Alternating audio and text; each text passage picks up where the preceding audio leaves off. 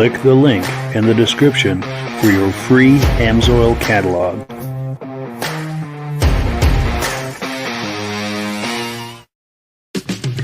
It's time for a quick shout out to some of our friends.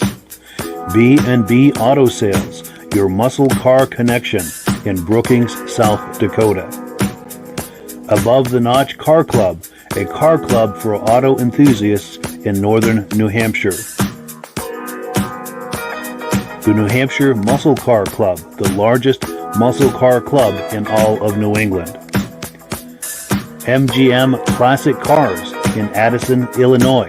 Visit mgmclassiccars.com today. Beach Hill Automotive in Bethlehem, New Hampshire, specializing in the repair, service, and towing of muscle cars and classic cars. Absolute Auto Body and Collision Repair in St. Johnsbury, Vermont. And lastly, I am your independent Amsoil dealer. Click the link in the description for your free Amsoil catalog. And last but not least, if you decide to advertise with the Muscle Car Podcast, this could be part of your advertising message. Well, good evening and welcome to the podcast. I'm really glad you're here. Now, as usual, I have a robust lineup of muscle car entertainment on tap for you tonight, including a special guest who I'm sure you're really going to enjoy. We're going to bring him on in just a moment. But before we get into all of that, I want to make sure that everything is working properly. So if you can see my face and hear my voice, I'm going to ask you to leave a comment. Please let me know where you're viewing this from and whether you are a first-time viewer or a regular viewer.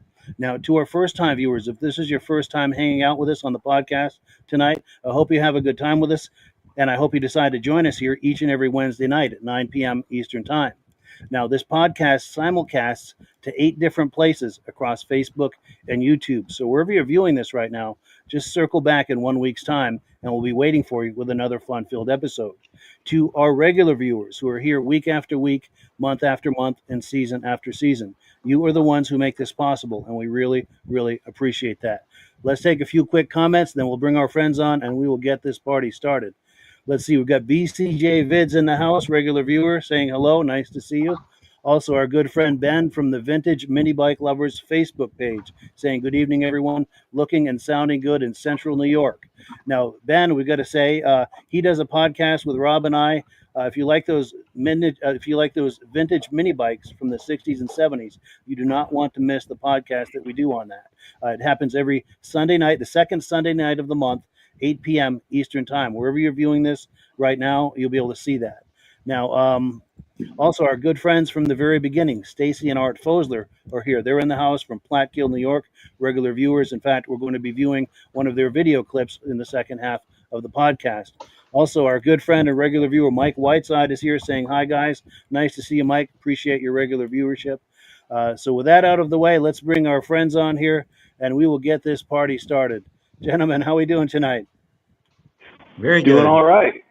Good. Good, Mike. There we go. We got Virgil here. Somehow I think he must have logged off and back on. Whoops. There's Virgil. I'm here. Yes.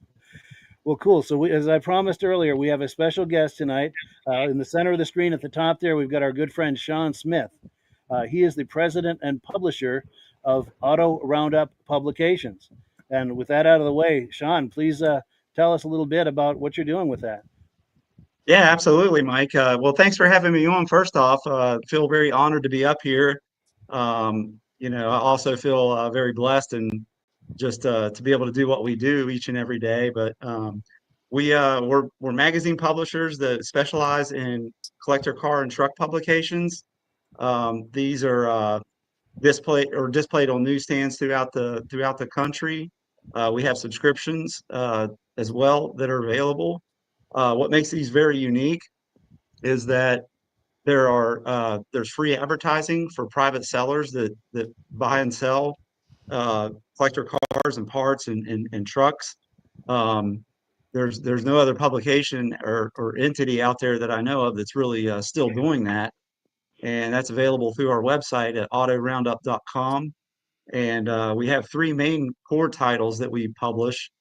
We have the Auto Roundup, that comes out, and it was the one that my father first started back in 1974, and it's got like a lot of your survivor cars. It's got like a lot of what you'll find, like a lot of deals on some lower priced vehicles.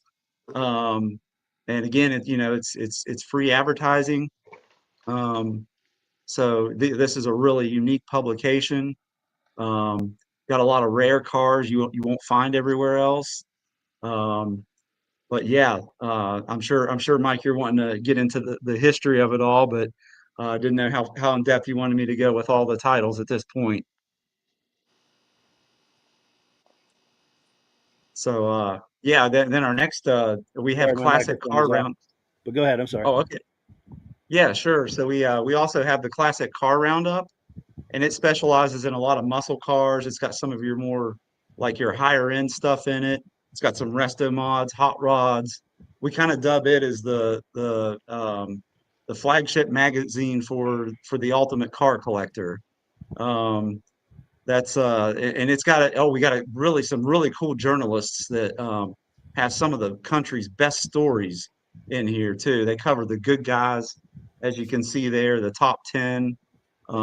There's just some really neat stuff at SEMA that the guys do, and just seems like we got boots on the ground everywhere with some of the stuff that comes out. That's Um, amazing. Roving reporters on all corners of the continent. Absolutely, yeah. We've got boots on the ground in a lot of different places, and a lot of unique perspectives too. So I mean, it's a big hobby. It's a fun hobby, and it's we're here trying to be a not just a publication that people can engage with in, but also where car people can meet car people and form lifelong friendships, um, join car clubs and do things that are great for communities, for cancer research, or whatever it may be, whatever the club's fighting for out there. We also feel, an obligation to be the backbone of the old car hobby, to really help bring people together and unite. Because I've said it before, and I'll say it again: car people are the best. Oh, no two ways about it. Absolutely. And I dare we say that's one of the things I think that we have in common, because this podcast is not just a podcast; it's a community between the people Mhm. you see on the screen and the regular viewers, and then new people come in. It's a community that's kind of taken on a life of its own. So I like the parallel there. It's a really cool vibration. Yeah, absolutely. So, But and that's exactly how we feel about it. Of course, then we also have our truck roundup. Um, I think you've got well, that's backwards there, but you may be able to pull up. There it is. And this is, well, we dubbed this as the ultimate truck enthusiast mag. It's got a lot of hot rods in it, some custom stuff, old stock stuff in there. You'll find some flatbeds, Broncos, Jeeps, um, vans, you name it. There's something in there for everybody. I mean, you can see the one of a kind there on the cover. We couldn't believe that 31 Ford Model A. When that thing came in, we thought it was a tank. with a track kit, It's that's amazing. like wow, like you should see some of the stuff that comes in, and if you don't, you can always sign up and start getting it, because there's people do some crazy things with their cars, and whether you're a stock guy or you're a custom guy, I mean, there's something for everybody, and there's no doubt about it. They both worlds are just amazing to me. What people can go to their garage and spend 5 or 10 years on something, and what comes off the assembly line is just mind blowing. I Yeah, mean, it's really really really cool what you guys are doing out there. for sure, for sure. Now I'll give a chance for our co-hosts to ask any questions for you if they had any. Okay, that one you're talking about, that 32, was that somebody sent you a picture for a vehicle for sale? Is that one you did an article about? That one actually, the 31 there, the 31 Ford. I believe that was one that came in from, if memory serves me, I believe that was one that came in from one of our paid advertisers. Uh, And they sometimes send in some unique stuff. So, see, but yeah, that's really neat. and Yeah, see for with sure. that, I had a comment on that model on that 32 there. It almost looks like it may have been what is that? They used to use those for the mail. Uh-huh. Yeah. USPS, and I guess in Iowa and all that deep snow in the Midwest. You get the I've seen a mail truck like that before. Yeah, yeah, absolutely. That's That's cool. cool. They even deliver letters to Santa with that. Did anybody here watch the Christmas special? Santa Claus is coming to town. Yes. They've got one kind of like that. Yep. Cool. And Jake, any questions or comments? I mean, it's just cool. The car enthusiast hobby has such diverse. I mean, there's so many different directions you can go, and it's cool. You got the trucks, and you got more of like the entry level stuff and the higher end. Is there ever anything that comes through where you're like, I gotta have this for myself? Have you bought a few vehicles instead of putting them in the magazine or through the magazine? And we get asked that question a lot, Jake, and I appreciate you bringing that up. We have bought a couple, but to be honest, I mean we're working 7 days a week to do what we do, and we do see it, and people are like, "Oh, you get to see everything that comes in first. You could grab it first," and it's like, dude, there's not enough time. We They can't got be. to I mean, turn it we and would work love to it. do that, and we have made a little bit of time to get something here and there that comes in, but for the most part, it takes, we're a family business too, and we all come together, but it's 24/7, 365 for sure. Yeah, So all work. do you have kids that'll take it over after you? I have a 9-year-old daughter Uh, that may take it on. We'll see. yeah. Guess you got to I, work for a while. Yeah, yep. absolutely. I got a long ways to go. Yeah. Yes. Well, hey, in Vermont it's 14.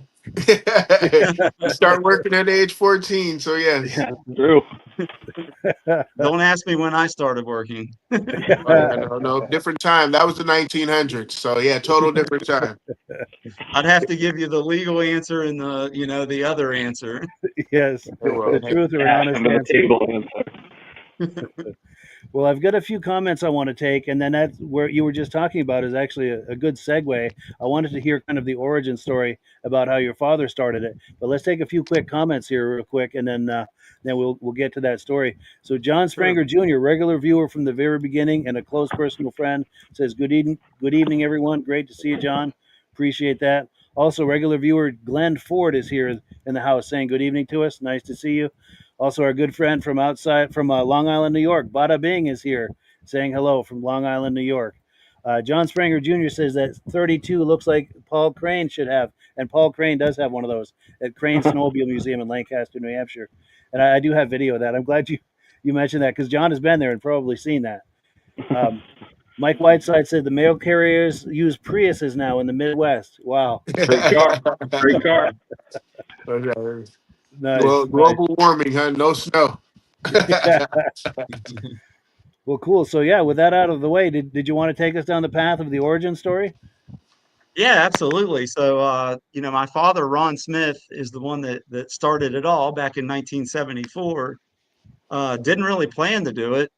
What had happened was in the state of West Virginia, the government had set up a program where they were trying to rid the state of unsightly eyesores, what they felt were rust buckets sitting along the road. They were trying to get rid of these vehicles that weren't running to try to clean the state up. And so they sent government agents out with cans of spray paint, and they would come out and label your vehicle with an A on it Hmm. if it was considered abandoned. So they went around and did this to thousands of vehicles. Well, at the time, back in the 70s, those were vehicles from the 30s, 40s, and 50s. And that my dad, Ron Smith, had realized one of those days those vehicles are going to be worth money. So he went around with a notepad and a camera and started knocking on people's doors and like, hey, hey, hey, I see what you got out there. Um, could I get your name and your number and take a picture of this? And they were like, because if they're going to take this away, I think I can help you sell it. And Yeah. so he went around and did that. So back in those days, they had bulletin boards at all the convenience stores and all the grocery stores. So he would literally go up and pin up a little, the picture and a little description at all these different stores. Eventually, he started getting so many of them, he started making photocopies of them and posting that up and leaving his information so people could contact him, and people started mailing them in. Well, there was a timeline on all this because he was not real sure if it was like 60 days or 90 days to get, before the government was going to seize the vehicle. So though he was working against the clock. Well, as people started mailing in these ads and seeing the photocopies of the papers, they were like, well, how could I get that? Yeah. And the bell, the light bulb went off. Oh, I could mail it to him, but if I mail it to him, I've got to charge him for it. So that's how it started. He started out on a typewriter and making photocopies.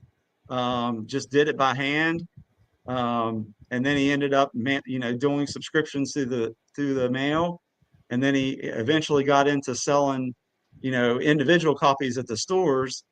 But to this day, the original concept was he was going out there, promoting free advertising for private sellers, trying to save these old cars from the crusher. So to this day, we still have a free advertising option that's out there available. It's a basic ad, yes. We have upgrades and stuff, but the original concept is that we still offer that free basic ad, and that's what Auto Roundup's all about. That's That's amazing. awesome. So today Very we can cool. be found in over 25,000 different stores. We got thousands of subscribers nationwide, and even up into Canada and overseas. And of course, we have our website presence as well. That's amazing. So you've come a long way with it.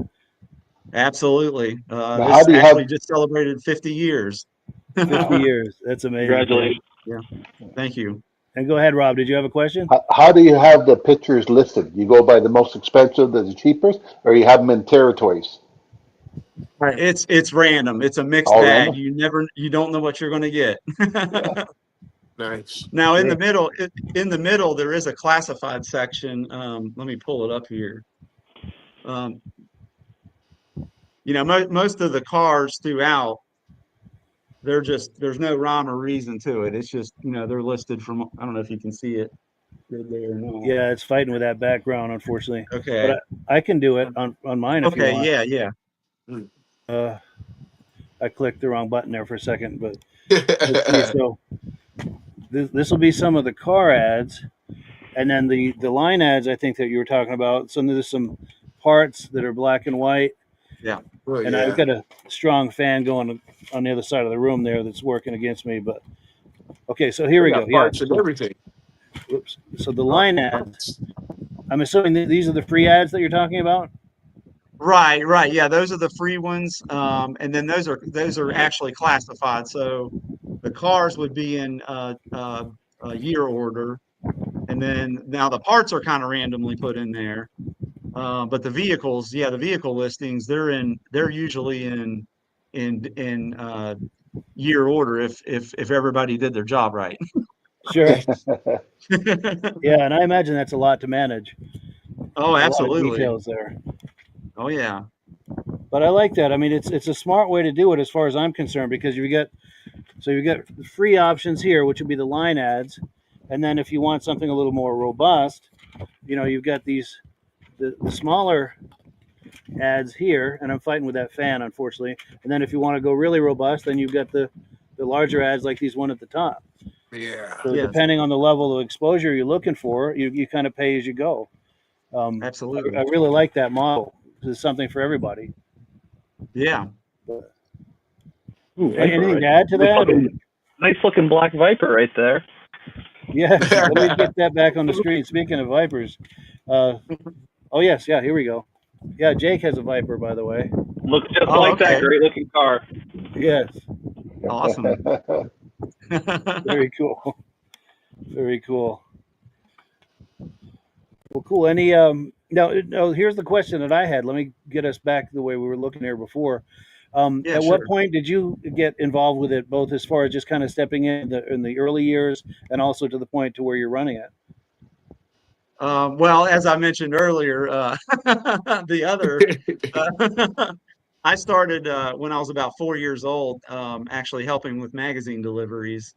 No. I would help cut open the bundles and go into the stores and help display them on the magazine racks. And when I was 8, I started managing our advertising billing for business customers.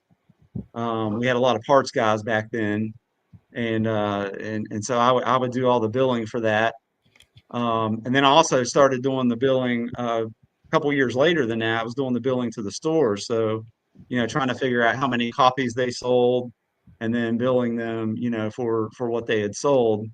Of course, then as I got into high school, this wonderful thing came out called the internet that was available to everybody, and we're using today, doing amazing things that we only dreamed of years ago. But I helped develop our first website that we had back in 1995, and about that time we had also came out.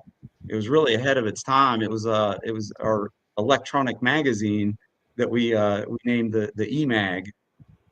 So I was a front runner in doing that. Um, and then shortly after that, I took over the advertising manager position, and then kind of worked my way into the general management. And I've been through all the processes from the way that this was done on paste up, where we used to have to do paste up and send the stuff into the printer by mail, and to the way it's done today.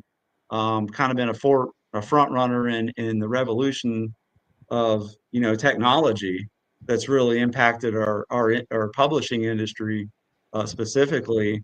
I've kind of been there every step of the way, and of course my father, both my parents are not doing that great in health wise, so I've had to kind of step in over the last few years and kind of help out with more and more with stuff. So um, that's kind of where we're at. And we did have our big 50th celebration last year. We had a band and lots of good food and drinks, and my parents had a wonderful time. I think it was a really special time. Oh, Dad got his cars out.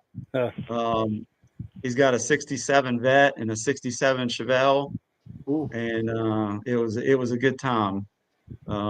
So that's kind of the progression of everything. And here we are today doing a podcast with you, Mike. yes, yes. But So you're right. full 50 circle. years. That's an incredible milestone for sure. Absolutely. Yeah. Question. Wait, quick question for you on the history part here. Now, Uh-huh. were you guys out and doing this thing before Hemming's Motor News, No, we especially weren't. especially like getting online? Well, Hemming started their publication. I believe it came out. The print came out maybe back in the '50s. Okay. But as far as I'm not sure when their website came out versus ours, but Uh-huh. um, I'm pretty sure we had the first electronic Okay. publication back in 1995. I don't think All anybody right. was doing that. In fact, most publications or publishers that had print magazines, even the big guys, they were in the early stages of Yeah. developing that, because that technology was really kind of raw back then, Mm. and you had to kind of invent it yourself. Yeah. So we were kind of ahead of the curve at that point. All right. And then That's impressive. yeah, Go ahead, and then Virgil. with your online there, you got a pretty massive online picking there, because I was online there, and I looked at your heavy duty, looked at your Okay. heavy equipment, and Okay. pretty interesting. International Scouts came up. Oh, okay. Well, It was we'll have act- to fix that. but it was actually pretty cool because I was like, wow, very very cool. And they had some very very cool international scouts on there. But then also too, they did have a international scout. I mean, an international diesel on there that looked. Oh man, that thing looked so pretty. But Yeah. just, yeah, just going through your website today and just looking at things. So for you to bring up, you're doing the website and stuff like that. You got a lot of pretty cool things, selections on there too. Especially with like your celebrity cars and the way that you can classify different things there. It's pretty cool. Thank you. Yeah, that's been a long process in the making, and I think we've got over 9,000 vehicles up there right now, and to choose from. So I mean, like you say, there's a wide variety in there as well. Yeah. Absolutely. For sure. Now, you're Yeah, and telling us it, earlier your magazine every 60 days it changes on the shelf. That's for the special issues. The three core titles that we have, the Auto Roundup, the Classic Car Roundup, and the Truck Roundup, those come out monthly. yeah. So they're changing out once a month, and then the specials that were just on the screen, they're about every 60 days. And Oh, we actually have 10 of those. so the So same they'll car overlap. that's on the shelf for sale is on your website. Well, I'm sorry. The same car that's in the magazine is on the website also. It depends. I mean, sometimes they are and sometimes they aren't. Okay. Um, it kind of depends. If the customer has paid for both, they'll get both. Um, if they haven't, then they might only see it here or they might only see it there. Uh, Kind of depends on what they select. So obviously, the more exposure, the better. yes. We actually promote that. We definitely want to encourage that. Yeah. Sure. Well, you're So it sounds like encouraging there's me quite to a few look. options for them. Go ahead, Virgil. Sorry. He's encouraging me to look. Yeah. Very cool. And Jake, Yeah, and anything to add to all this, or? I mean, it sounds like it started by you were trying to save cars from getting crushed, which I have a special place in my heart for because I hate cool cars dying. But it's really important that it is so diverse and that you have such kind of a wide variety. What's the newest like cars you do? I mean, because to me, 90s and even early 2000s cars are kind of hitting that classic car status or like collector. What's new stuff that you do? Well, I totally agree. I mean, I think you have to move the needle along with the times. I mean, you got different opinions on that, obviously, Of course. in the hobby. What is a classic? And you can ask that question to 10 people and get 10 answers. You Of know course. that well as anybody. But yeah, absolutely. We're starting to put in some of the newer stuff. I mean, obviously, you've had your new Mopars that have been out, your Camaros, your Corvettes. I mean, that stuff's like instant classic in my Of book. course. Yes. So I Always mean, but relevant. and then like your Vipers that you're into. I mean, the Porsches are always relevant. Your sports cars. Um, but yeah, I think that needle moves, and I think you can really see that if you kind of go back just a few years. Look at the way that the '80s and '90s Mustangs have really become something big, Mm. and Yeah, sure, the Fox bodies. I mean, there's whole clubs that specialize in just '80s or '90s Mustangs. I mean, so that needle moves, and I think it's always going to move forward. Yeah, So Yeah, that's for cool. sure. yeah. So we're at the bottom of the hour. We're going to shift gears here in a moment. But is there anything, Shaun, that we haven't covered that you really wanted to cover? Uh, I think just again, I feel honored to be up here and blessed to be doing what we do, and it's you know just being out there in the car show circuit at the shows that we've done in the past, and just seeing how wonderful a hobby it is. It just makes it, it really, really warms my heart to be able to get out there and continue on the legacy of what my father started and the original dream of saving cars. I mean, that's what I hope to continue to do. And just, if you haven't heard of us yet, come, get online, check us out, give us a call. We have one of the best customer service departments in the country. and we're a small family business that does it. We're not some big conglomerate corporation. We're a small company, and we're a family that does it. And if you have heard of us and you are supporters, we appreciate your support. We hope you'll continue to support us and be with us in the years ahead. So thank you all so much. Appreciate it. Sure thing. And to the viewers, be sure to look for them on newsstands anywhere quality periodicals are sold. You can also find them at autoroundup.com in the lower right hand corner of the screen there. And Virgil, did you have something? Yeah, one quick question. Last question here is, how much is a subscription if you want to subscribe to the magazines online?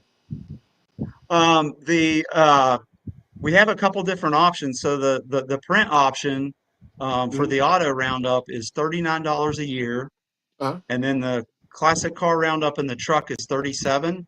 Uh-huh. Um, and then right now we're running a special on the digital Uh-huh. eMag that I mentioned earlier. And Yeah. if you go online right now, you can get the digital auto roundup for 25, or you can get Huh. the other two, the classic car and the truck for $15 each. And Oh. we've got a combo deal for all three for $50. So, Huh. but Hey. it's online only. You have to go online and do it. Yeah, you may have a new customer here, there, sir. Yes. Awesome. Cool deal. Appreciate that, Virgil. And that web Yes, I love address is looking at cars.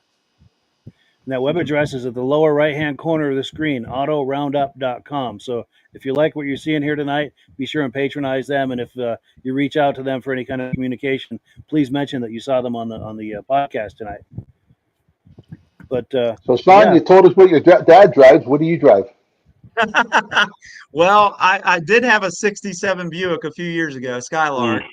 Um, Nice. and I love that car, convertible.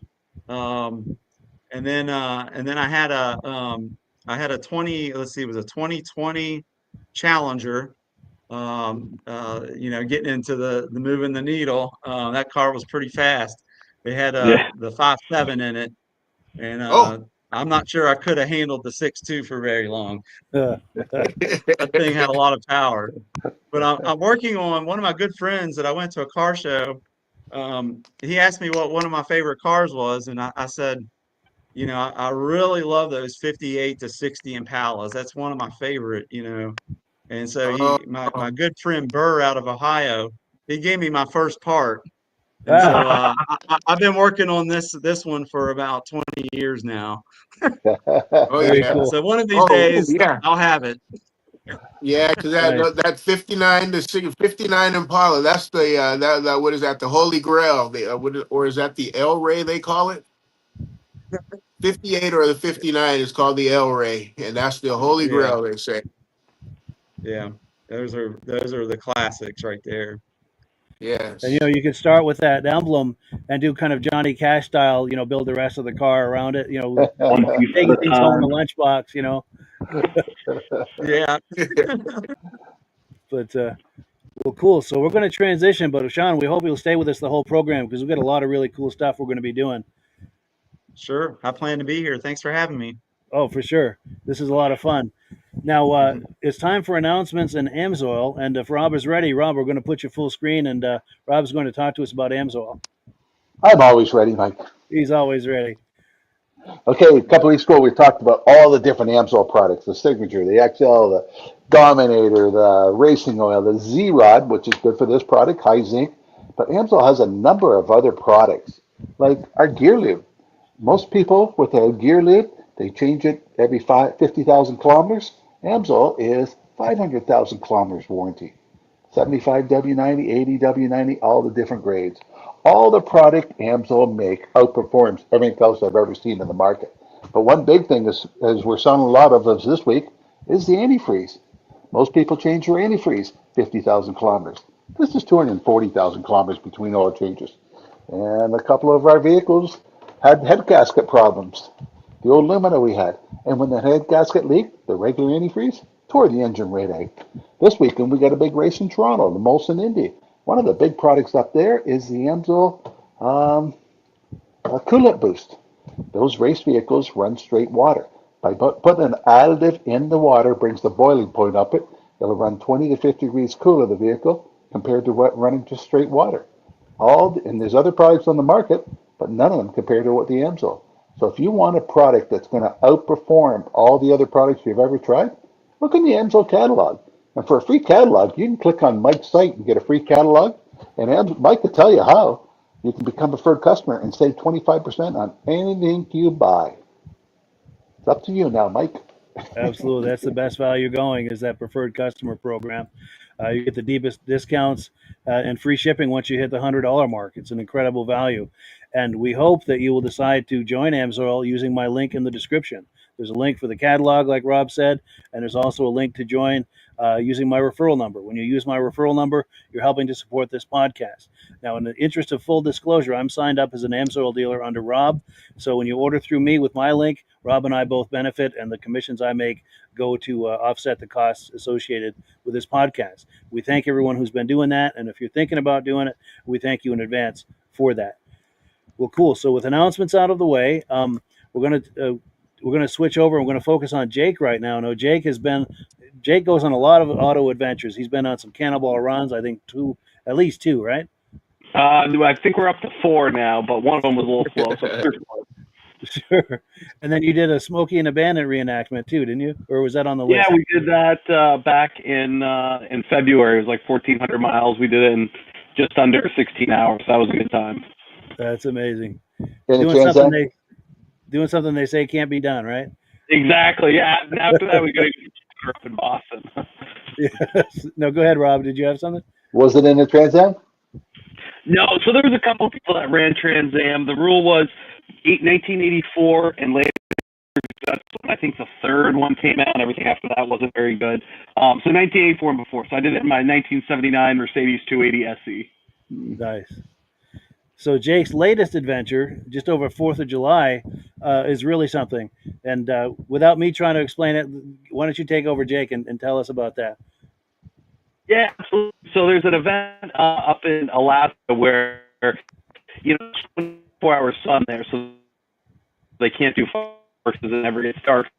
So there's a small little town that's got every year where they launch cars off the cliff. So it's a 100-foot cliff.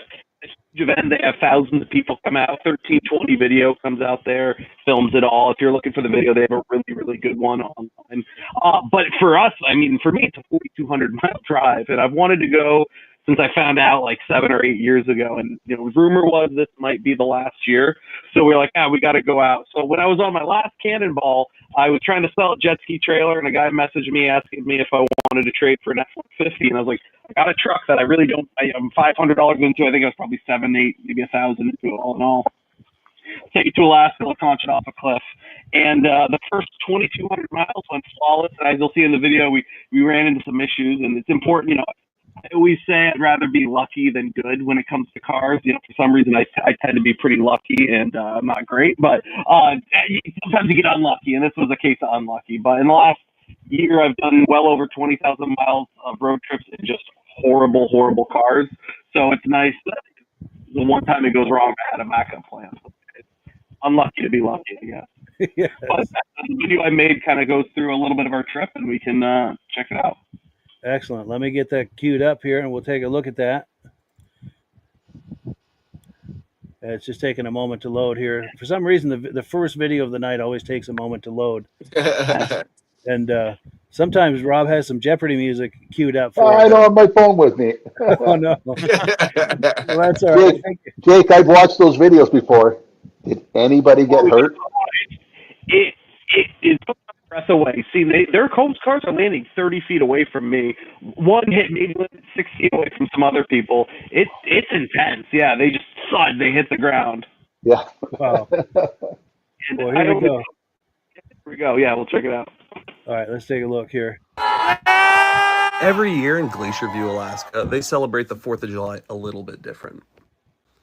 This year, we decided we didn't want to miss the action, so we were going to get a truck and drive it 4,200 miles from Vermont to Alaska.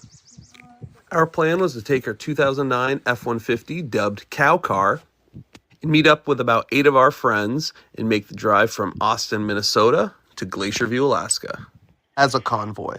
We got Lightning McQueen, we got the Aussie Grand Marquis, we got Do It for Dale, Moo, Figured a weird trip needed a weird meeting place, so we met at the Spam Museum in Austin, Minnesota, where Ben gave us a rousing speech. Right, ladies and gentlemen, welcome to the 4th annual Alaska July 4th car jump. Woo! Just like Vietnam, all of you are going, none of these are coming back. Get yourself ready, get yourself prepared, get yourself pumped. We've got 3,300 miles of mayhem, mania, and hopefully not too many breakdowns. So strap in, buckle up, hold on tight, let's get the fuck out of here and start moving, all right? Hold tight, guys, let's go! And with that, we started to head northwest through North Dakota and the beautiful plains. But as we crossed the border and the sun started to go down, so did our luck.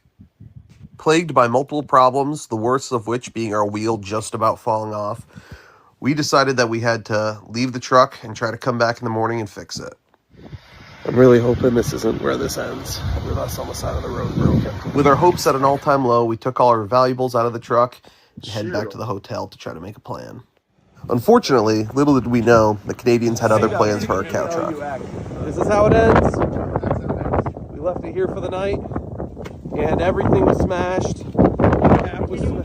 With no time, no tools, no parts, and no windows, we made the decision to leave the truck on the side of the road and hop in the party van. Luckily, we made some great friends that we were able to ride with and get up to Alaska. The Alaska Highway is the main road from Dawson's Creek, British Columbia, to Alaska. The road truly is breathtaking, so we figured the best way to get a good view of it is to hop in the back of the truck and get some videos.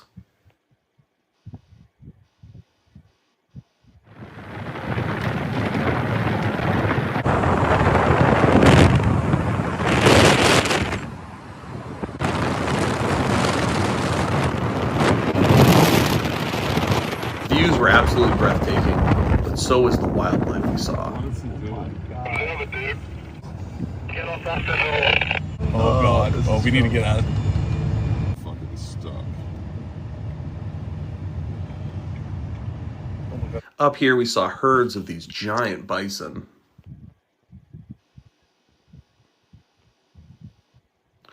Lots of these little black bears on the side of the road.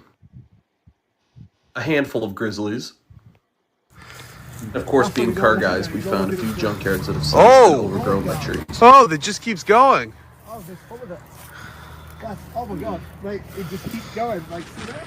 But as the views got more breathtaking and the roads started to get rougher, we knew we were getting close to Alaska.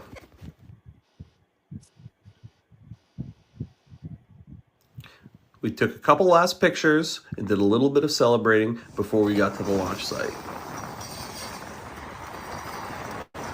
We made it to Glacier View and the 300-foot cliff on the 3rd of July, where we then had to start emptying all of our stuff and give away our cars. Prep for the launch includes cleaning everything up, smashing all the glass out, and cutting the exhaust off the cars.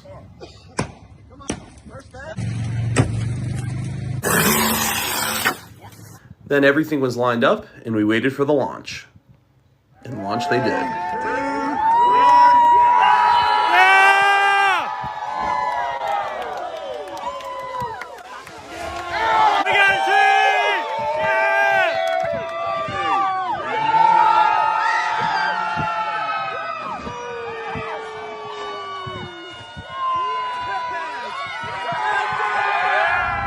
A bit of a glitch on the first launch for the minivan. Going off the ramp, it collided with another car that was going off at the same time, spun out, and almost rolled. Luckily, Ben was there to hop in, shut the car off, and give it another launch.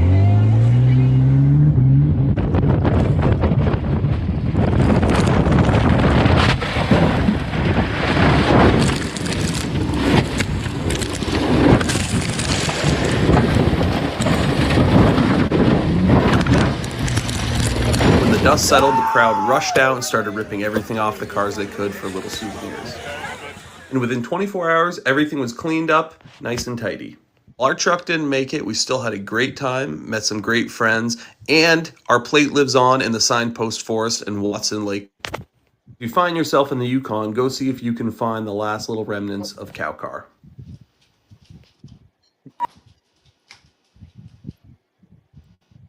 Yeah, very cool, Jake. That's an amazing story, an amazing adventure.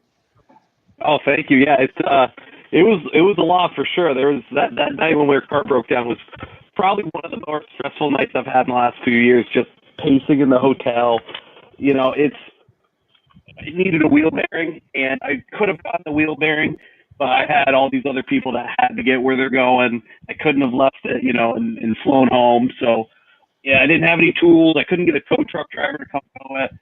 So it was just I had really no options, and the best option was just kind of leaving it anyway. So I signed the title off in the glove box, put the keys, and I called the tow truck company. I paid a full tow bill, what you would normally pay to tow it somewhere, and basically said it was like $500. I said, make this thing disappear. It's got a Vermont title in it. Crush it into a cube. Just I don't want to get a bill. The last thing I need is to leave it on the side of the road and get impounded the next time I go to Montreal. I have the borders ask me why I have a $3,000 bill in my name. So, all in all, it's a good story out of it. Especially I had a case of the glass bottle Mexican Coca-Cola in it, like a full case, and a cooler full of cheese. I had like $60-$70 worth of cheese we just driven through Wisconsin. Like really good Wisconsin cheese, all stolen out of it. But other than that, that's really all we got, and it is what it is. Wow, that's amazing. And we'll go around the panel here and get reactions to that. Rob, reactions to this?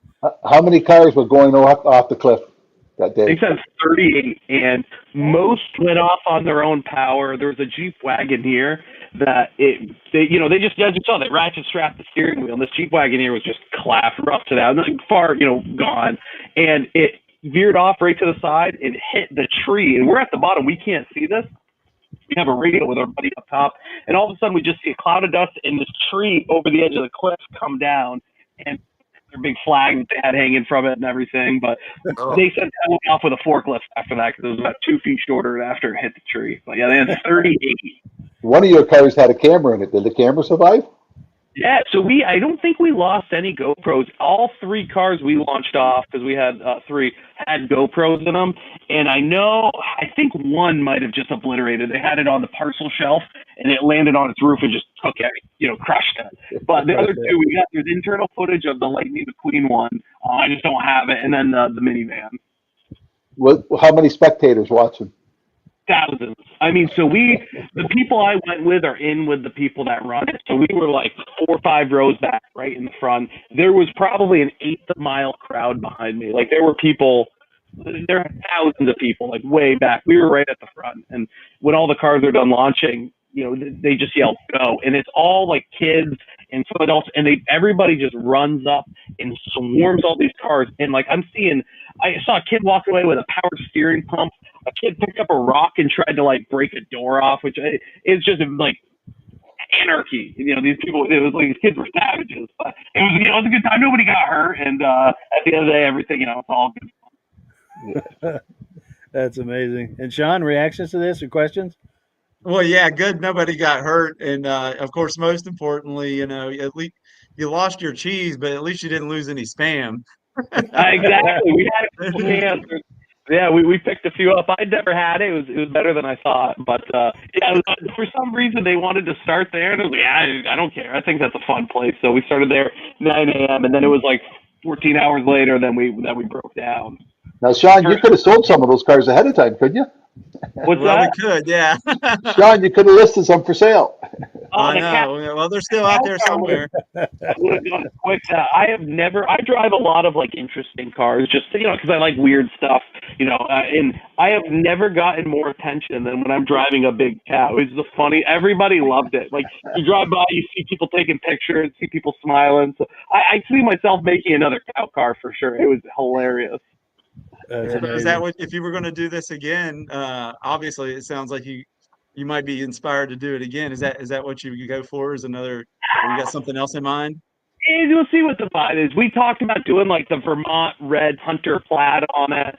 It depends what you get. There's a guy who had a Corvette that dresses it up like a Barbie Corvette C4 and launched it. So, depending on what it is, if it was like a Honda Element, it'd make it look like a toaster. I'd get creative with it. Nice. And Virgil, reactions? Vermont plaid would be great. But like I say, on what's it called? I did like your suit you had on. Yeah, which suit was that? Was that the red one? Or Did you have the all? Who had the all white one on? Oh, I think that might. Well, there was a couple pictures. I'm trying to think. I'd have to see. There was a few people there that were all dressed up for it. And Okay. I. Because Oh whoever was dressed up in all the white, it remind me of Super Dan Osborne. oh yeah.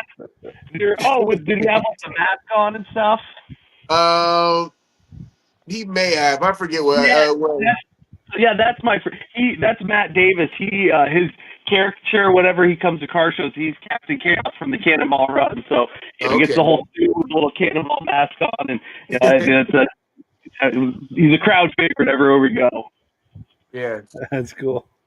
That's cool. Now we've got some Yeah. comments that have come in. Let's take a look here. Whoop, trying to click on it. Why is it not taking it? Oh, it is taking it. All right. Our good friend Bada Bing says cars are just so damn cool regardless. Absolutely. And Yeah. then our good friend Mike Whiteside is commenting on the Alaska video. That's cool, he says. Yeah, for sure. For sure. And all it's a trip I've been wanting to do forever. I mean, the Alaska Highway has always just kind of been like a holy grail in my mind. I'm gonna go back because I got to drive it myself. I rode in the back of a minivan, which was extremely comfortable. And the people we rode with, I had never really formally met them. We're all friends of friends, so I know they're good people. I know they're not bad, but like we had, by the end of it, we were great friends. So it's if you could do a car adventure out there, it makes some good stories. Jake, didn't they warn you ahead of time, like grizzlies like human meat? Oh yeah, I mean for sure. I'm like we're going by bears, slowing down, taking pictures. That was I didn't have to drive. I brought my 35 millimeter film camera with me, got some like incredible shots, and we're like hanging out of the car, taking rollers of the other ones and stuff. I don't think anyone would care.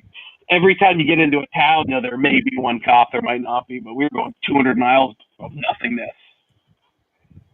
Cool All deal. right. Question: What's the speed limit on those highways like that, where it's just open? I'll be honest with you. I don't pay much attention to the speed Jake, limit. don't do the speed limit. I really couldn't tell you. Yeah, I I think know. interstate was probably 110, and then we were back there. And that's 110 kilometers, so Rob. That's I'm sure that's something we all know. And then probably like 15 miles per hour on the Alcan, maybe a little less. And we weren't going that fast. We were soaking in the views then. The Okay. only time we really hauled was I had to drive. Again, some of these people I'd met, some I didn't, but I had to drive an hour back to the truck in the morning to get our stuff out of it. And Olivia, at this point, we had decided, hey, we can't fix this truck. And so I was like, hey, Olivia, I'm going to leave you in the hotel lobby with all of our luggage, everything, like bags. And I was like, and the guys are going to come pick you up in the van, and I'll see you at some point. Because I had to go an hour south and then an hour north, and they were just going north. So they were 2 hours ahead of us. And so I basically held it flat out on the way back. We were still on the interstate, and I was in our support truck with some of the guys I didn't know. And so I really drove fast. Other than that, I hopped in the back, and there's a bear and there's a moose and stuff like that. That's wild. Oh, and we got one more comment here. Mike Whiteside says, "Fantastic show, guys. Appreciate that." And we're just getting started. We're actually going to go late tonight. We're probably going to go to 10:30 because we've still got plenty more to look at. In fact, let me switch screens here. We've got a good friend and frequent contributor, Elaine LaRiviere. Now, this is her on the left with her fiance. I'm close friends with both of them, but I'm good friends with Paul Lamontagne from the vintage snowmobile community. He is a legendary snowmobile racer from the late 60s and early 70s. He raced a lot of the factory race factory teams and things like this. But anyway, Elaine takes pictures at the cruise nights up in Maine, mostly at Bentley's cruise night every Tuesday night, I believe it is. And she sent me an image here just recently of this GTO, and I wanted to see if anyone knows what year this car is. I know in Pontiac it looks like a 1969, but I know Firebird better than GTOs. I'll go 71. Yeah, I think 71, 72. Yeah, because I don't know myself, but I would say 70, but that's just a guess on my part. And then the other question I had, did they not have a campaign with the Tiger? Was that part of an advertising campaign they had at one point? Put a Tiger in your tank, or was that a gas That's ad? the gas company. Yeah, I don't remember. But anyway, we do thank Elaine for these images. We really appreciate it. We do a lot of nice montages with images that she sends us.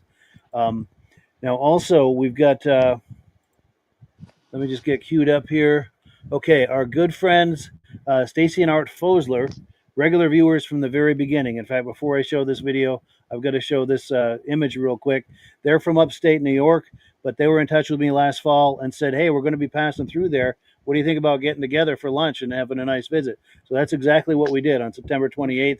So it's Stacy and Art on the right. The couple in the back is Ken and Yana. And then, of course, the couple on the left is Carlene and myself. And we had a wonderful meal, wonderful visit, just had a really, really good time. But anyway, they go to car shows and take video clips every now and then. And that's what we're going to look at now is a clip. I think, why is it, for some reason that image won't go off the screen. There it is. Okay. I think I've got a delay here tonight. But yeah, so this is a video clip that they took at a speakeasy car show they went to. I think it was last year. Let's take a look. Yeah, hey Mike, you're gonna have to do the Max Headroom glitch. Yes, the Jeopardy music. It's taking a moment to load. But while that's loading, yeah, you know, we're Hi, Skip. What do you want to know? What year is it? How big? 2010. How big's your engine?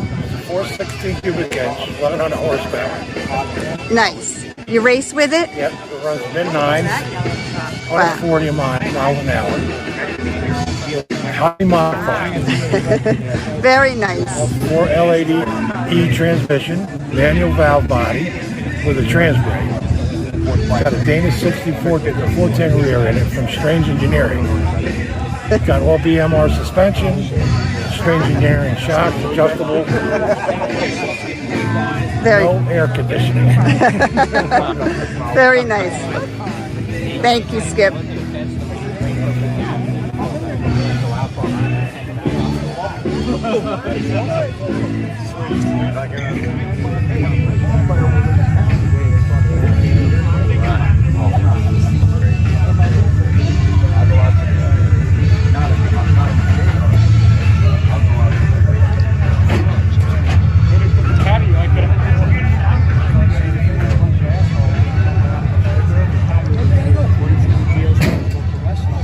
Here's some more cars.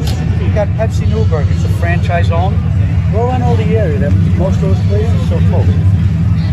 We used to have Pizza Hut and Taco Bell. Most of them sold out.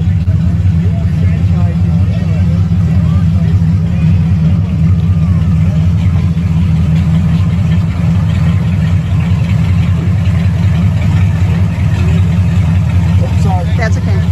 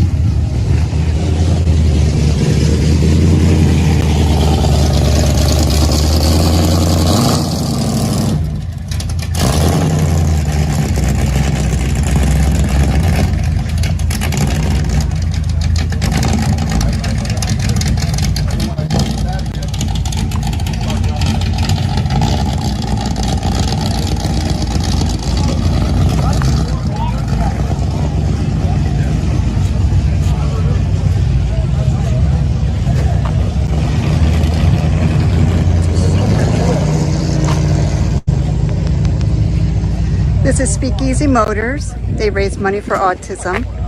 That's what this car show is for today. They also have Speakeasy Whiskey out.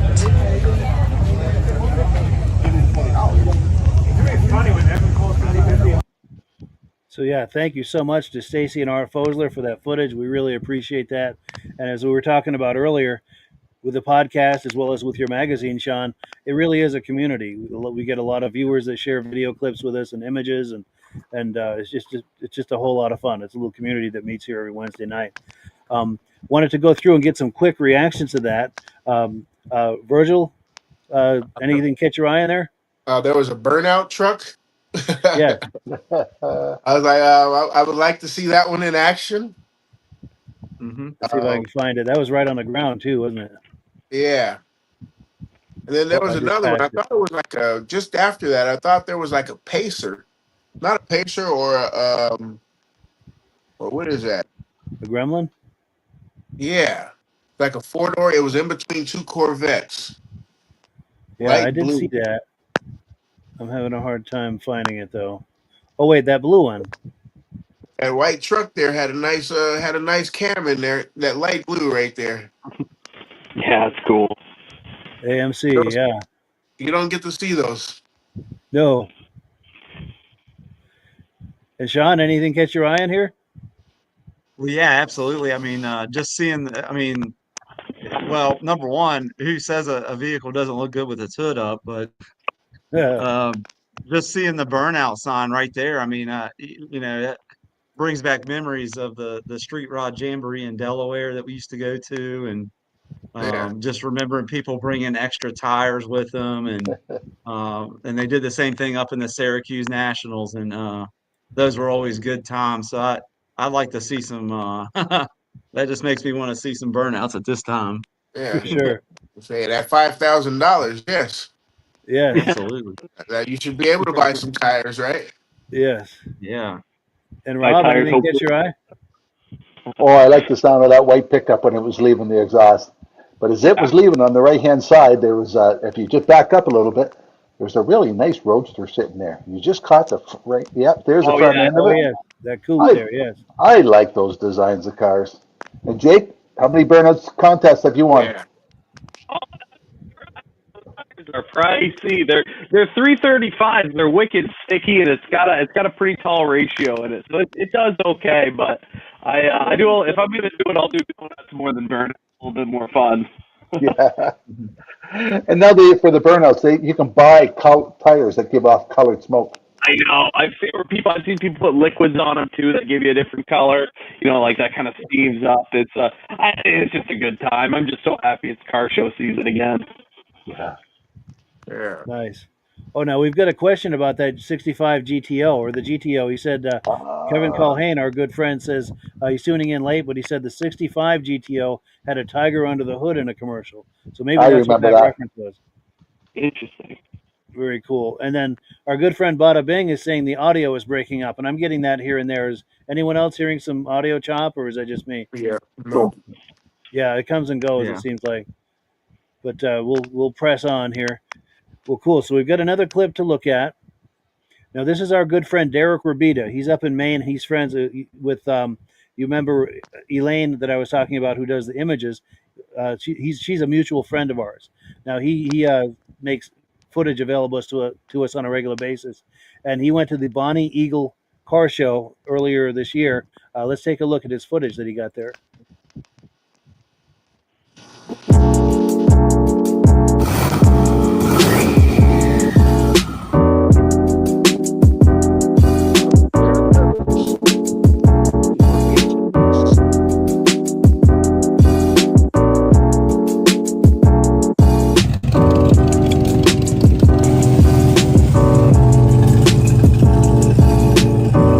Yo, what is up, everybody? Welcome back to another video. Today we are over at Bonnie Eagle for their 45th annual car show. It is 2025, and we're gonna go run around and see what's here. But we just came over in the 91 Nissan. Over here is our friend Peter's 1949 custom Mercury. This thing is chop channeled, bag bodied. It was a 4-door converted to a 2-door. Beautiful, beautiful traditional custom right here. The white walls, the full moons, with the Coyote swapped into her, and it is a manual. right over here we have this absolutely gorgeous 1965 Ford F100, completely custom, lowridered out, Dayton wire wheels, which is so awesome to see. All the beautiful airbrushing, pinstriping, this gorgeous metallic gold. I mean, this sun is really hitting it perfectly right now. The roof is all done up. The old school wheel paint matched to the truck. Every square inch of this has been done. All the airbrushing on the rear quarter of the roof, and I love even this like little factory lip that comes off of the back. The sub setup back here, I mean, it's just completely done up.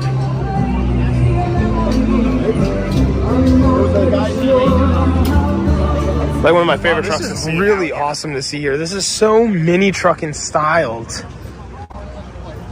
We got a newer Silverado. What year is this thing? 2014. But look at the graphics down the side of this thing. All painted on there. The big wheels. Sitting real low too. Cool to see on the crew cab as well. Wow. Tubbed out in the back. That's fresh. I'm liking that. I've never seen this one around. So right over here we have this really, really cool early 2000s Ford F-150. It's got the Lincoln badge. It's got the shaved tailgate handle, so it's flipped on the inside. We've got the wing shaved roll pan into the body, like the bed of the truck. Real early 2000s wheels. The side exit exhaust. All tubbed out with a white spray and bed liner. Some upgraded air setup in there, a little more modern. We got the Louis Vuitton stitching in the seats, so someone's kind of done their custom touch. It's really cool though, because this is the regular cab short bed, and even with this regular cab had this little just extra door that actually opens up suicide. But pretty cool to see. You got your aftermarket hood, the Lincoln grill. Not often we see too many things like this, so quite a find to see at the Bonnie Eagle car show.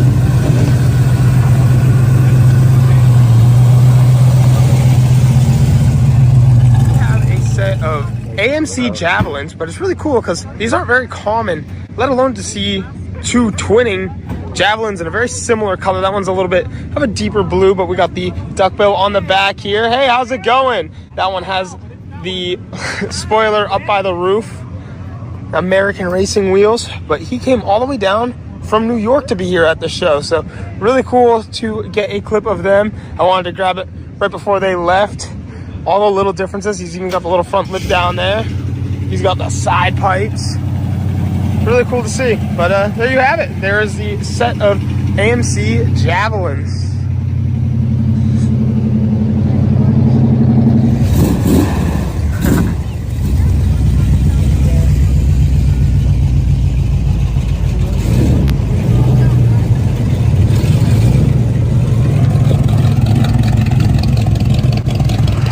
Well guys, we're gonna finish off the video. We did get a first place in our class with the purple truck, so that's really exciting. We're about to ride over in the back of this truck to our truck, but there we go. This is cool. We're awesome. At another meet now. We just parked up the purple truck over there. We cruised over with Callie and Lexus in the first gen Dodge. And right over here, our friend Shaun just picked up this orange C5 Corvette. Just trying to make sure I had that right. With the LS1 in here. I love the way this hood tilts up. Said the wrap is like 10 years old on this thing, but I like it. It's a really nice color. He also has that beautiful Mitsubishi Evo 4. Yeah, it's a manual that we've been working on the channel, or that we just looked over. So hopefully we'll see some parts for that soon and get back on that car. But it's just really cool to see. So yeah, thank you to Derek for that footage. We really appreciate that. He's a regular contributor to the podcast. He's been on here a couple of times and just a hell of a good friend. He does the Japanese mini truck. I'm sorry, let me try it one more time. Japanese mini truck YouTube channel. So if you like what you've seen here, look for that YouTube channel. Just search for Japanese mini truck. That's his Japanese mini truck right there. And we just really like what he's doing. And the thing that I really like about him is the way he talks those vehicles up. Really good stuff right there. Let's go. I think we went bottom to top last time. Let's go top to bottom for quick reactions to this. Jake? I love some lowered trucks. I'll be honest, my favorite vehicle in that, aside from the wheels, is that white F-150 with the Lincoln grill. Not a huge fan of those wheels, but a lowered pickup truck is, I don't want to say useless, but it takes a lot of the utility out of it. I love that about it. Yeah, that one right there. I've always been a huge fan of the Lincoln Blackwood, which was Ford's or Lincoln's like luxury truck at the time. So whenever I see a Lincoln pickup truck or anything branded as a Lincoln pickup truck, I love it. So that's a cool truck. And his, I think he's got a Nissan. I think it's like a hard body pickup. I could be wrong. He's got Derek's got a great truck too. That purple is pretty sharp. So I do have a nice place for lowered pickup trucks. Not a big lifted guy. Nice, nice. And Rob? There was a lot of high-end vehicles at that show, like that pickup truck. That was cool. But the one before that, that purple one, oh, and the cost of just that paint job of that car right there. Yeah. Somebody did a lot of detailing for that type of paint job. That's great. And I've never seen so many vehicles with the tubs going all the way across. Yeah, never seen that before. Yeah. Oh, Speaking yeah. of which, right there. C-notch. For sure. And Shaun? Yeah, I really was impressed with the lead sled. I couldn't tell if, based on the color and the images, if that was like a purple, like maybe or I don't think it's candy apple red, but just trying to figure out what color that is exactly. Popsicle purple. Popsicle purple. Yeah, or It's burgundy. not quite plum crazy. Yes. Yeah. And Virgil? Oh yeah, that lead sled is pretty cool. To go from 4 to order 2, that is pretty cool, and it doesn't even look well. Once you look at it, you get a closer look. Once you start to look at it, it's like, wait, hold on, that looks a little long, But there was like the Lincoln truck, like Jake said. Every time you see a Lincoln truck, it's like, whoa. But Yeah. it reminds me of the Lincoln trucks of the 50s. That one got that like the 1950s Lincoln truck look. And then there was what else was there? There was that brown Mike. It reminded that brown F-100 reminded me of that van from a few years ago at the car show. How he had all the different graphics in there, just like that root beer brown there. Yes. That's a good one. Remember, that's what he was inspired from. Yes. In fact, that's amazing. It's a transition, Virgil, because that's our next video we're going to look at. Oh. So, talk about cosmic alignment. I don't know what's going on here, but whoa. But we got another comment here, and then we're going to look at that van that Virgil was just talking about. Yeah, Bada Bing says, how could you not love autos and trucks? For sure. I don't know. It's true. Yeah, and Virgil, go ahead. Were you saying something? I was like, I didn't even look at the show. I didn't even look at the preview of the show or nothing. It's true, and ironically, it's not even in the preview. Oh, so it's pure cosmic experience we're having right here. Ooh, no. But well, cool. So let me take this off the screen, and we won't waste any more time. We'll take a look at that van that Virgil was just talking about. Let me find it here. Yeah, right here. Yeah, and I have to say before I play this, Virgil and I both have a soft spot for conversion vans from the 70s. And we were at a show a couple of years ago, and we came across this, and we both just lost our mind, and we had a great time interviewing this guy. So let's take a look. It was on the cover of LMC van catalog probably 5-6 years ago when it was canned, and then I took it off the street and just completely gutted the truck. All right. I haven't seen a paint job like this. I was telling Mike, I'm born and raised in the Bay Area. Yep. So I haven't seen one like this since lowriders. I love lowrider culture. With the non-flake and the as far as the patterns. Yep. The patterns, the flake is just reminds me of California. That flake is amazing for sure. It's all paint huffer metal flake. I think they're out of Arizona. All the candy is Little Daddy Roth candy, and the clear is all the Little Daddy Roth clear and stuff like that. So Roth inspired. Yeah, it's very much Roth inspired. I love Rat Fink. I love that whole eras of like custom with a K hot rods and stuff. You got the shifter? I actually have a glass shifter that somebody made me that matches the outside with the flake on it. Custom glass blower out of Vermont. My buddy Dylan did a bunch of that. I've got what I couldn't do as far as paint, body, motor. I shipped out to my friends that I know pinstripers and different people, interior guys and stuff. So I figured if I was going to build something this wild, I could help feature some of their other their products. Like my interior guys are really good. Clint did a great job on my interior. And it's just been a really fun project, start to finish. My van club, The Vanished, out of Massachusetts. They've all thrown parts at this thing because they knew I was building something super wild. So, it was a all hands on deck kind of thing when it came to like searching parts out for this. It was really clean. It was from North Carolina when I got it. It came with North Carolina plates on it when I bought it out of the junkyard. And it was good. It wasn't like a New England rotten van or something. So I had a really solid base to start with. But then you pull it off the road to do a couple of things, and then the windows started leaking on it. So I was like, I'm going to pull all the windows out of it and just put sheet metal on it. It took 3 other vans to make the van that you see in front of you today. So the gull wing kits were custom vanner kits out of California. Yeah, I noticed that on that side door. That was cool. That was very cool. Yep. As opposed to a sliding door to have that lifting up. And then I see what you did in the back here. So. Yep. It's been a really fun 3 years building it, and it's always something different. And people seem to really like it. I get a lot of I had one as a kid, or my dad had one as a kid, and we had so much fun with it, that type of thing. So it brings back a lot for people to see it. And if you're gonna put a van in front of people, you got to put something that's gonna grab their attention. It does really well. Just taking it places, it always draws a crowd. I keep noticing other patterns. Yep. Other patterns in the paint. And I noticed your what is this right here? Your cards on the front there. It's got it's got 2 playing cards on it because it's a 1978. So I decided to just go with the diamond thing a little bit and run with it. So I X-Acto knifed out a couple of playing cards, made 1978 badges for it. Yeah, and then the diamonds continue over here. Oh yeah. Yeah. The whole thing's diamond. I mean, Clint did a great job on the diamonds on the inside. Oh wow. Up over the top.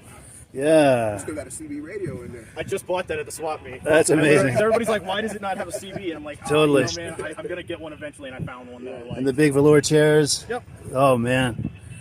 It's coming along. Probably by this point next year, it'll probably, the interior will be done. That's the, And the roof and the raccoon tail. Oh, my goodness. The raccoon tail's on loan for my buddy Paul. I was following him down the street, and it flew off his van. So I pulled over to the side of the road and grabbed it, and he didn't realize it until he got home. So I sent him a message. I go, Paul, I think this is yours. He goes, oh, I guess it's going to the Hot Rod Show in not Keystone, which is in Pennsylvania, which is like a 300 van show that they do down in Pennsylvania this weekend. So, and everyone loves the tail. I might just steal it from him. Yeah. Thanks, Clint. Yeah, the attention to detail on this is amazing. And you're right, the whole 70s vibe is just blowing my hair back. Yep. Yeah, it takes me back. Because I remember loving these when I was a teenager in the 70s. Sure. Oh, yeah, and the psychedelic and everything. Oh, my God. It's just one of those things. Like I said, I really like lowriders. I really like the flaked out bass boat look. Yes. Just dune buggies from the day, that type of stuff. I was always going to car shows as a kid in the late 90s, early 2000s with my dad and stuff like that. We always had a good time. And just seeing some of the wilder stuff I grew up in Connecticut, so being able to be kind of down in the center of the Southern New England car culture, because there's still a lot of these down in Southern New England. I don't see a lot of these up here. I live 5 minutes away, but they're kind of few and far between out here, but you go, which is funny because one of the best van converters in the nation was Rodco, and it was in Middlebury or something like that. So they used to put thousands of 70s vans through the shop in central Vermont, but you don't see any of them out here. But you go down to Massachusetts, Rhode Island, Connecticut, Long Island, stuff like that. These things are around. Maybe not quite as wild, but they're around. Just got to shout out the New England Van Council and stuff like that, because they do a lot of work keeping us all organized and keeping all the vans together, and helps us find parts and stuff like that. So all my brothers and sisters in the NEVC, I really appreciate everything you guys do to keep vanning alive. It's because it's fun. It's really, really fun. If you like tailgate parties and barbecues and hot rod shows, vanning's where it's at. It's true. It just radiates fun. Absolutely. Yes. Now, if we see this van and knocking, we know better than to come and knocking, right? Because that went with the whole. That's true. Or is that just the milk from the can? That's it, yeah, right? It's a little both. Have a little column A and a little column B. That's right.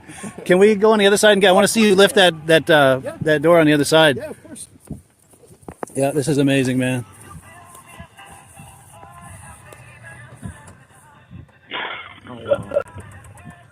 Wonderful. Oh, I remember those tables from back in the day too. Yep. I was just able to find one a couple of weeks ago. With a wood grain. Standing. I've got one coming. My buddy Adam actually did the woodwork on the front part of this, and he's doing the second part for me, kind of as we speak, because we've got. Oh yes, yeah, gotta have this too. Yeah. So we got our little matching top here. We got the diamonds covered in all the way through. Adam did a great job on my cup holder. So it's just a. And will the CV go up on the ceiling, or? I don't know yet. I do kind of want to build an overhead console for it. It would kind of hold the headliner in a little better. Sure. Kind of do a little bit of separation between this and that. So we'll see. But I just happened to see it, and it was new in box over at the swap meet there, and I go, that's the right size and the right, because some of the CVs are real wide and stuff. Yes. That's what I need for the van right there. Oh, excuse me. And I want to get a shot of the sun visor too, if I can stop sneezing. Yeah, maybe that's it. I don't know. Yeah, the attention to detail on this is amazing, dude. I had my buddy Scott Fisk down in southern Vermont do all the pinstriping on the dash. He did everything under here. I like the way your paint goes in the into the door jamb. Yeah, and this is a nice touch. Yeah. The flake into the engine bay there. KC's on there. Trucker part to do it. It was painted, doors off, hood off, fenders off. I blew the truck about as far apart as I could to try to like bring it together. It's got like 4 or 5 different colors in it, and they kind of harlequins. It's just kind of like everywhere. If the visor's orange, but the truck's brown, it's two-tone gold on the bottom. So goes from that. So I just kind of like picked like a color palette and just ran with it. You know, because the KC day, those are old school daylighters, the yellows and golds. I love it. I love that lowrider culture. Pulling up to it, it was like, oh man, I was telling Mike, that just so reminds me of home. Yeah. You know, San Jose is the birthplace of Lowrider magazine. So, sure. You know, so yeah. So to see this, it was just amazing. Yeah, I got to give a big, like a tip of the hat. There's a Cadillac Coupe de Ville that's been here all weekend with the entire lowrider top. It's orange. It's got the silver. Like, it's got better lace than mine does. It's an absolutely gorgeous car. And I'm sure it's probably in the winner's circle or something because it is immaculate. It's whatever you would want in a lowrider Cadillac, it has it, man. It's gorgeous. Wow. So if you like this, go find that car because that thing's just 10 times better. But I really appreciate you guys like wanting to look at my van and stuff like that. Oh yeah. It's been an absolute just labor of love to bring it back out from what it was. Yeah, it's amazing too. The attention to detail is unbelievable. Thank you. Hey, man, I really appreciate the opportunity. Yeah. Stuff like that. Fired. I love Rat Fan. Yeah, good times right there. Yes. The so reactions. I think is it time bottom to top this time. Yeah, well, see, I forgot to do it. He had KC lights on the front there. Yes. I didn't notice that. I just noticed it as the video was in it. I was like, oh, that's one thing we didn't mention. Yeah, KC highlighters. Is that what they call them? Yeah. Daylighters. Right there, daylighters. That was it. Right there. Whoops! I'm trying to stop on it. This thing moves pretty fast. Right. Well, there we go. Cool deal. Yeah, I would say, Virgil, as far as when you and I go and do video at car shows, this has got to be pretty close to one of the best ones we've done as far as the most fun. Would you agree with that? Yep. Yeah, that was we had a good day that day. We got a lot of people. Yes, we did. We get a lot of good footage, good interviews, and just good vibrations too. Yes, sir. Yes. And Shaun, reactions to this?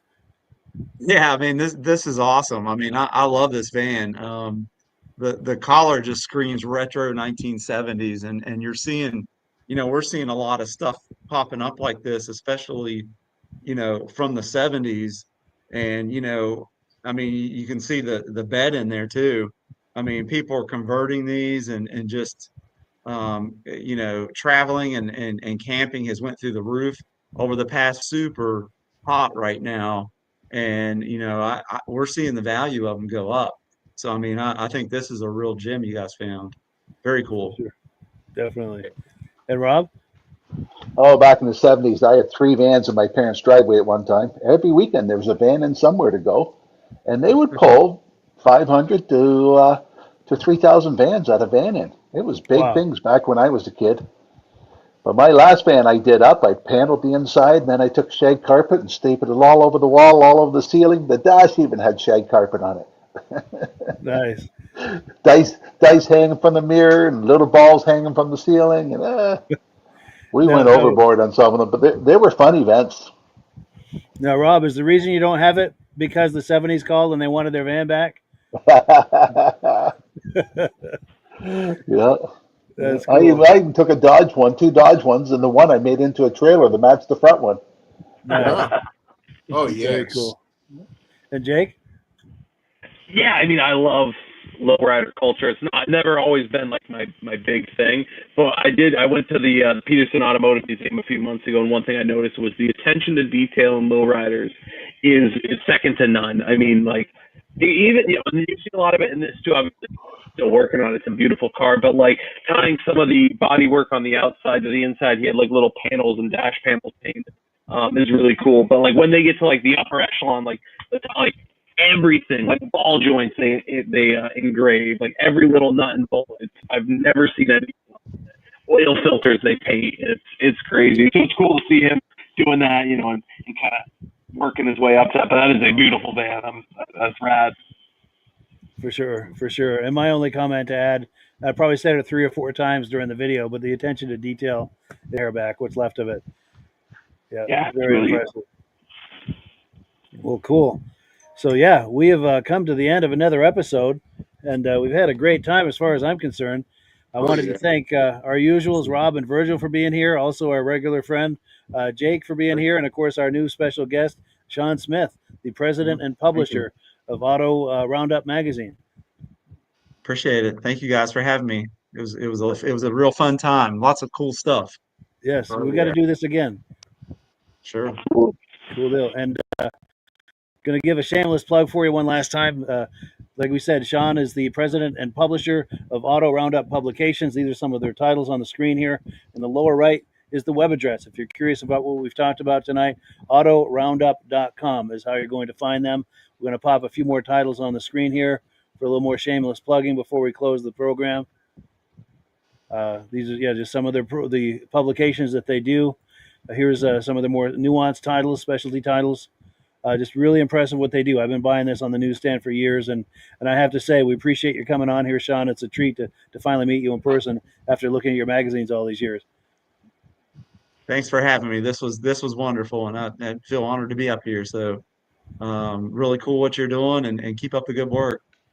Well, So, cool. We thank appreciate you. that, Oh and yeah. thank you also to our viewers. And anyone with a final comment before we close? Great show, lots of vehicles, Mike. Yes. Oh yeah. A lot of fun tonight. Thank you there. Thank Yeah. you, Shaun. And Good enjoy stuff. this weather. This is driving season, so get out there. Even if you're thinking take your project car to work, you can take it to work. It'll make it. Do it. This Yes. is the time of year for it. Absolutely. All righty. Well, thank you, everyone. And as always, we give the last word to Amsoil, and we'll catch up with you guys in 1 week's time. All righty. Have a good one, everybody. Thanks a lot. Hit the wrong one. Here's Amsoil right here. Hello, everyone. This is Rob and Mike. How you doing today, Rob? I'm doing good. Mike, yourself? Very well. Thank you so much for coming on. I appreciate it. Now, today, we're going to be talking about Amsoil. And in a few moments, we're going to show you how you can get the deepest discounts, free shipping, and free gifts when you order your Amsoil products through us. But first, I'm going to ask Rob to give you a quick description of what Amsoil is and why you should consider using Amsoil products in your motorized vehicles. Thanks, Mike. Amsoil is 100% synthetic oil. Everybody uses Amsoil for a different reason. Some people like the benefits that Amsoil is warranted for 25,000 miles or 1 year. The reason we can do that is because Amsoil doesn't oxidize. It doesn't form the usual carbons, gums, sludges like petroleum oils do. That's why we can keep it in the engines longer. Petroleum oils never do wear out. They oxidize themselves. That's why they have to be changed at 3,000 kilometers. And Amsoil likes the benefit that you only have to change the oil once a year. That saves some money.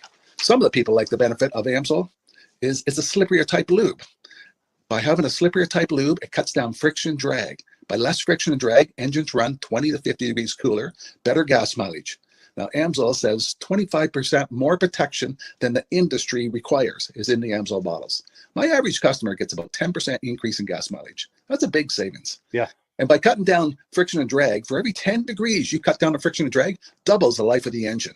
So by having the engine run cooler, it makes it last longer. Some people like the benefit of the range of the Amsoil. Amsoil's flash point is 425 degrees, and it pours at 50 below zero. Wow. If you ever tried petroleum oil when it's 10 below, it turns to honey. And in the summertime, petroleum oil thins out, and once it thins out, that's when it starts breaking down. So Amsoil's an all-season oil, can give you better gas mileage, longer engine life, less maintenance. It ends up being cheaper over a year's time running Amsoil than it is petroleum oils. That's amazing. That's amazing. And Amsoil is available for pretty much any motorized vehicle, anything from lawn equipment, cars, trucks, boats, ATVs, motorcycles, snowmobiles. Yep. And a lot of people phone me up and say, well, what's the benefit of our gear lube? Exactly what I told you about the engine oil. It pours in cold weather, it runs cooler, makes the equipment last longer. And they say, well, what's the benefit of the small engine? Same thing. Makes the engine run cooler, last longer, better performance. So it saves on all the applications that Amsoil has available. Wonderful, wonderful. So yeah, let's talk now. Hopefully this has convinced people to think about maybe joining us in the Amsoil experience. Let's talk about some of the discounts and free shipping and how that all happens. I'm going to pop a graphic on the screen. Yeah, by all means, if you want to talk people through how this preferred customer program works.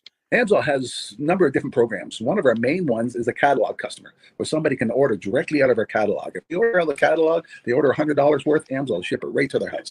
But our best program is our preferred customer. For only $10 for 6 months, you become a preferred customer. You save 25% on all the product. You order $100 worth, they're going to be. You don't have to order a whole case. You can mix and match. Say you want 4 bottles of small engine, 7 bottles of 5W30, and a couple of gear loops. You can mix and match. You can order 1 bottle at a time if you want. There's no minimums, no maximums. By being a preferred customer, you save over 25% on all the products you're going to buy. Amsoil sends you extra gifts, $5 gift certificate on your birthday, $5 when you renew your account, and stuff like that. So it's a good way to save on some of the products you want to buy.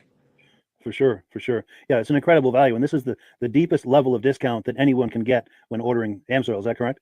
It is. It is. Wonderful, wonderful. So let's take people through the step-by-step experience of placing an Amsoil order. Then that would include signing up for the preferred customer discount, or sorry, preferred customer program, so they can receive those deepest levels of discount. So let's go to the website. This is what the website's going to look like. These are some screenshots. Once you go to amsoil.com, there's a link in the description, or you can just type that into a browser, amsoil.com. This is the corner of the page there. You see how I've circled in red. That is the link to click, the Join Now link. That will take you to the Preferred Customer Program page, where you can take advantage of all of these discounts and free shipping and everything that we've just been talking about. This is what that page looks like. In the lower right, you're going to click Join Now. This will pop up. You select the duration you'd like, whether it's 6 months or 12 months, and click Add to Cart. Now, once this pop-up goes away, you'll be back on the main page. And the upper left, you'll see where I've got that red arrow. It says Shop. Now you can start shopping for products, and on your very first order, you're going to get these discounts and the free shipping as long as it's over $100. You'll get all of these benefits right away. So once you click Shop, it's going to take you to the product page. There's different types of oils, lubricants, so on and so forth. For the benefit of this exercise we're doing now, I'm just going to click motor oil. It shows different types of motor oil. Let's click gasoline. Now this takes us to an item. It's their synthetic motor oil. And you can see the item there, and there's choices for different viscosities. But take a look at the price. Let's take a closer look. Let's zoom in. But if you've joined the preferred customer program first, you're going to automatically get the deepest levels of discount. That's what we're looking at here. You're saving $3.80 on that quart of oil. Instead of paying $16.29, you're now paying $12.49 for that quart of oil. That is the deepest level of discount you can possibly get. And then you just add the quantity that you'd like. You select any other items that you're thinking about, add them to the cart. And once you click Add to Cart for the final time, you're going to see this come up at the top of the screen. It's going to show your items and the total that you're at so far. Pardon me. And then you just click View Cart in the upper right, and that'll take you to your cart. Take a close look here at the upper right. That blue box shows that you're getting free shipping. You're eligible for free shipping on this order because it's over $100. That little yellow box shows that you've got the preferred customer membership on your order that gives you the deepest levels of discounts for the next 6 to 12 months. And then below that, you've got the items that have been selected. For the exercise here, I selected 9 quarts of the Signature Series, but that brings us up over $100 for the free shipping. We're saving $34.20. And if you're ready to finish, you click Checkout Now, and that takes you to this screen here. If you haven't signed up with an Amsoil account at this point, just click in the lower right to create an account, create a new account. It's going to ask you for some basic information, name, and those types of things. Now let's take a closer look. You'll see this gray shaded box. This is a very important box. This is going to ask you if someone has referred you to Amsoil. And if so, please enter my name. My name is Mike LaPierre. It's spelled right there on the screen for the correct spelling. And also the referral number, 304-555-94. That's how you make sure that Rob and I get credit for this. Now, in the interest of full disclosure, I have signed up for Amsoil under Rob. So when you order using this referral number, Rob and I both benefit. So if you enjoy these podcasts that we're doing, this is a wonderful way to support the podcast, because when you order using this referral number, Rob and I both benefit. And the commissions I make go directly toward offsetting the cost of doing these podcasts. So I thank you in advance for that, for using my referral number. I very much appreciate it. And once you've done that, you just go into the next screen to enter your payment information, and you're done. Now, once you've placed your order that's over $100, and that order includes your Amsoil Preferred Customer Program, you are now eligible to get a free DVD from myself. Now, this is going to be either a muscle car DVD or a vintage snowmobile DVD. Use the email address on the screen, wkspodcasts@gmail.com. Send me an email. Let me know which DVD you would like me to send you, the muscle car or the vintage snowmobile DVD, and I'll get that right out to you. As you're typing in that email, in the subject line, be sure and type in capital letters "free DVD requests," so it stands out as I'm checking my email, and we'll get that right out to you. So I guess the last thing, Rob, that we wanted to talk about is if someone is considering opportunity. Yes. If anybody has a retail or a commercial account and they would like to buy directly from Amsoil, just send Mike a line. He'll show you how to set up, and you can buy directly from Amsoil. But if you are interested in starting your own part-time business, a part-time business that can grow into a full-time income, Mike and I will show you the Amsoil marketing plan. Amsoil has a large selection of products that cover almost every application. So it doesn't matter if you're into snowmobile, boating, or ATVing or hot rods, we have an oil for every application. It's a fun type business that's I really enjoy doing.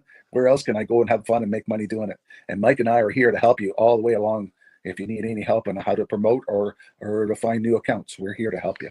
For sure, for sure. So when you sign up under that that number, this 304-555-94, you're getting Rob and I as a team. Now, Rob has been doing Amsoil for 40 years. Can you believe that? 40 years. So he knows every aspect of this business, and he knows all of the ins and outs of the products. So he'll be able to help you with any kind of product questions or any kind of questions to show you the different business models that you can do with Amsoil.